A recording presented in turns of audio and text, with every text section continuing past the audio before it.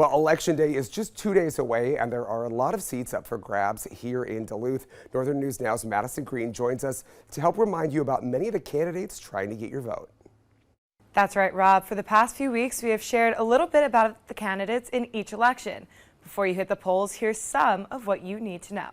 Beginning with the mayoral race between incumbent Mayor Emily Larson and challenger Roger Reinert, one of the biggest concerns Duluthians have heading into this election involves affordable housing.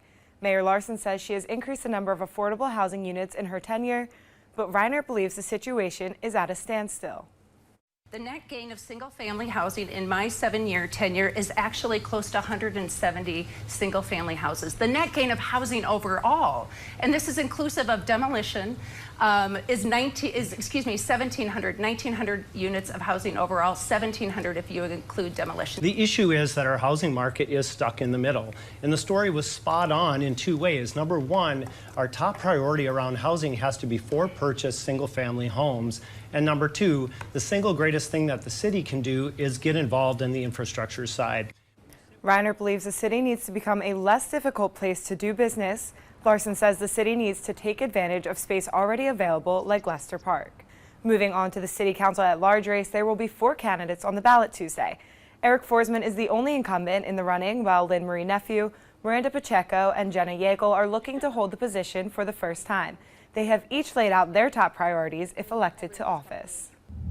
The things that I've been campaigning on are the same things that I work on the council, which is around how do we improve public safety within the city? How are we addressing our streets and our infrastructure, because that's at the core of everything we do, and then how are we advancing things like housing and economic development? Housing is actually what's holding us back in most categories throughout the city.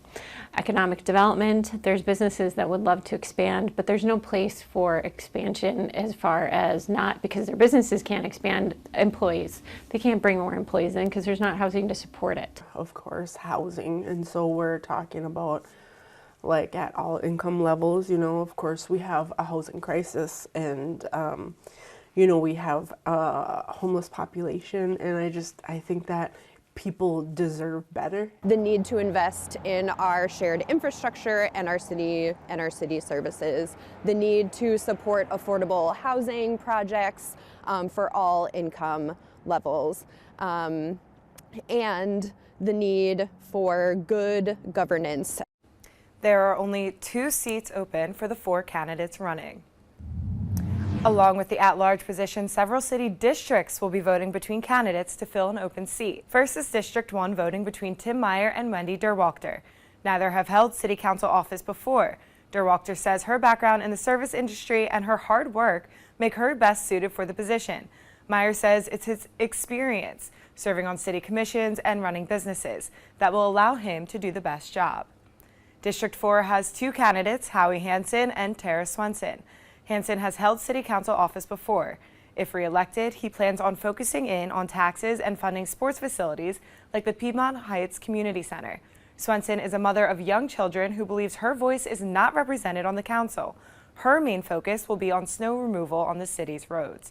In District 5, incumbent and current city council president Janet Kennedy is being challenged by Ginka Tarnowski.